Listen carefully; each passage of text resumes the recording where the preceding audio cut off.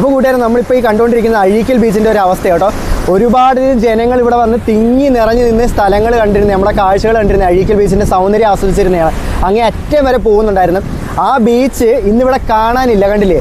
അത് നിങ്ങളിപ്പോൾ ഈ കാണുന്നത് തോട്ടപ്പള്ളി മറിഞ്ഞൊരു വള്ളവും വലയാണ് കേട്ടോ.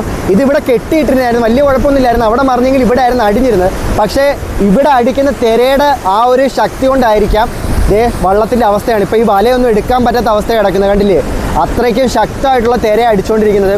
ഇപ്പോൾ ഈ കാണുന്നത് സത്യം പറഞ്ഞാൽ അഴീക്കൽ ബീച്ചിലെ ഒരു ദുരവസ്ഥയാണ്. കാരണം ഒരുപാടധികം ജനങ്ങളുടെ വരുമാന മാർഗമായിരുന്ന, ഒരുപാടധികം ആളുകളുടെ വിനോദസഞ്ചാര കേന്ദ്രമായിരുന്ന സ്ഥലം ഇന്നിവിടെ കാണാനില്ല. ഇവിടെയൊക്കെ കടകളായിരുന്നു ഒരു സമയത്ത്. ആ കടകളൊന്നും ഇന്നിവിടെ കാണാനില്ല. ഇപ്പം നിങ്ങൾ ഈ കാണുന്നത് ഇവിടെ നേരത്തെ കച്ചവടം ചെയ്തിരുന്ന ആൾക്കാരുടെ സാധനങ്ങൾ, അവരുടെ വരുമാന മാർഗ്ഗം എല്ലാം മുട്ടിപ്പോയിട്ടുണ്ട്. കാരണം വെച്ചാൽ ഇപ്പോൾ ഈ കടൽ കയറി കിടക്കുന്ന കാരണം അവർക്കിവിടെ ആണെങ്കിൽ കച്ചവടം ചെയ്യാൻ പറ്റാത്തൊരവസ്ഥയിലാണ് നിൽക്കുന്നത്.